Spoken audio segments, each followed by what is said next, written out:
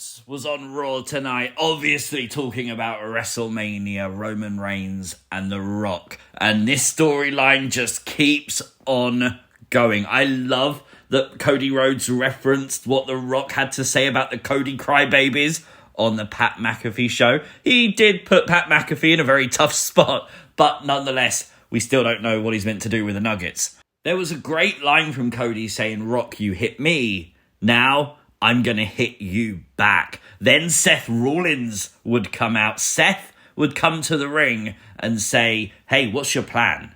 You've got to deal with The Rock as well now. Like, last year you got screwed. You got to have a plan." And he basically called Roman and Rock arrogant, entitled pricks and said there's only one man who is uniquely suited to be your Shield. Seth and Cody, we said it last night on a video, the whole WrestleMania sort of teaser trailer. Tag team, Seth may be in Cody's corner. I don't know, man. It's getting good.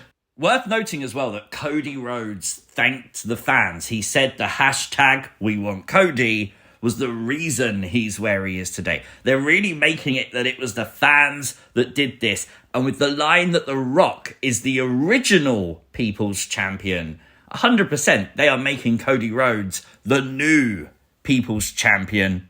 I'm here for that. This is things you might have missed from Monday Night Raw. Make sure you hit the like button. And if you are new to the channel, hit the subscribe button too. We got the confirmation today that the Fiend is a playable character in WWE 2K24. My gosh, this looks awesome. Obviously, I can't play the music for copyright reasons, but his theme song's such a banger, man. I miss Bray Wyatt so much, but they've done a great job on the model. Let me know your thoughts in the comment section down below. Eagle-eyed fans, though, would spot in the background here what looks to be Samantha Irvin. Now, is Samantha going to be the ring announcer in 2K24, or at least part of it? That's pretty cool. And do you know what? If 2K has done this on purpose to do an Easter egg in Bray Wyatt's entrance, I love that. That's perfect. We got to talk about the new look for Monday Night Raw. There's a lot of talk about a new era. Well, a new era does mean usually a new look. Obviously, they've got the LED boards now. And what they've done is they've got rid of the red background and just replaced it with black. And do you know what? It looks so clean. I like this, but I do wonder, the placement of the logos, is that to say to advertisers, hey guys, your logo could be here, perhaps? It's worth noting, though, they didn't actually change the ring skirt or the announce table to fit the new colour scheme, which is a little bit odd. Don't know why you wouldn't do that all in one go.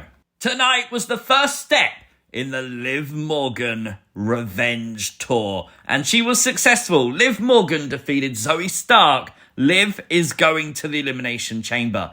It has to be noted, every time Liv Morgan's on TV in a promo, they remind you about Rhea Ripley. They remind you what happened between Rhea and Liv. It's typical wrestling to only remind you of stuff when it matters. So Liv, Rhea, I can't see when else it would happen if it's not at WrestleMania. I don't know. Major props though, because that Death Valley driver from Zoe to Liv on the hardest part of the ring, obviously the side with the LED boarding as well, that looked awful, man. That looked like it hurt. Poor Liv. We'd find out later on that there was a last chance battle royal set up for next week for the final spot in the Elimination Chamber. We found out not only the participants on the graphic are involved, if the spoiler's correct, that is how Jade Cargill could be there. So Jade potentially on Raw next week. The first match of the night was the 6-man tag that saw the New Day team with Jey Uso to take on Imperium. Love the fact they did the 1D with the New Day. Obviously, call it the New D, why not? Really cool little vibe there. The match was centered around Gunther and Jey Uso, though. This is the new feud going forward.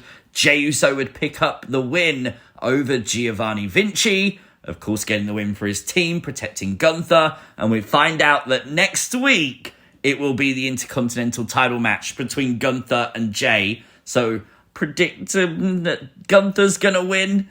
So then Gunther still needs a WrestleMania opponent. WWE did a really nice presentation promo for Andrade. Really the first highlight of him since his return, talking about having his first wrestling match at 13 years old, talking about his love for the business. And he said he had to leave the WWE to find out who he was. And now he's back and he's focused and he knows exactly what his goal is. What do you think it's going to be? Let me know in the comments down below. Bobby Lashley defeated Bronson Reed. This was a qualification match for the Elimination Chamber, and I was not expecting this. I thought Bronson had this match locked for a win. So, very unpredictable. Gotta feel bad for Bronson, who tweeted out saying, "My whole life, I dreamed of wrestling on a WWE PLE in my home country. I failed my people, myself, and my family. Sorry." That's not the typical response of a heel, and I wonder if there's a possible face turn here for Bronson or something along those lines, or maybe even another story to get him to Elimination Chamber. But it's now time for everyone's second favourite things you might have missed segment. It's Nikki Watch! A very unique way to do Nikki Watch, having Nikki walk in front of the arena. WWE always do these shots. I don't think they've ever put it to use like this before. What she's doing?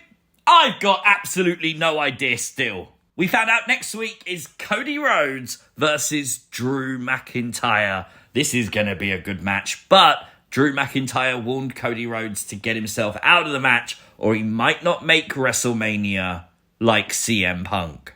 Damian Priest would promise R-Truth an execution tonight, and R-Truth panicked. Miz wasn't there, and after JD McDonough defeated R-Truth, it was a 4-on-1 beatdown until DIY would come out making the save. Obviously, Miz sending his boys out, I get it. But despite the fact they're not going to Elimination Chamber, it looks like DIY and Judgment Day aren't done yet. Becky Lynch tonight would describe the hard conversations she's had with her daughter about why her face is messed up and why her husband wants to beat up Maui.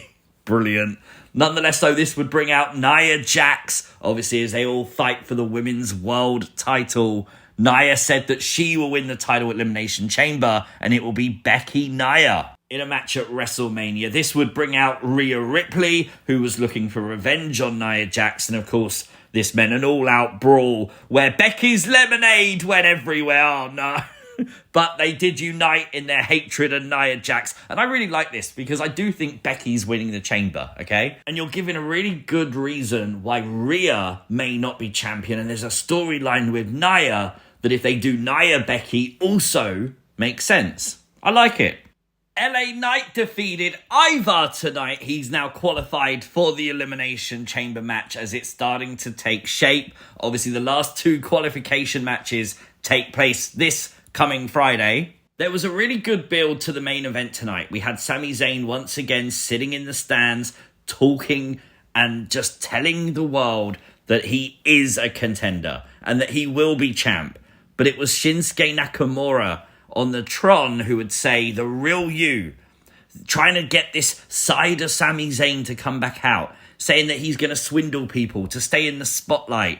Is there a potential heel turn for Sami Zayn now all avenues to a world title at WrestleMania have evaporated? The main event was pretty decent. I love all the throwbacks and all the acknowledgement of both Sami and Nakamura's accomplishments, and of course all the callbacks to the NXT match they once had. Well, after a run-in with Drew McIntyre backstage, it was Drew McIntyre's distraction that allowed Nakamura to win. We would then get a beatdown of Sami Zayn until Cody Rhodes would come out to make the save. Obviously setting up Cody Drew next week. This time, though, not a digital exclusive.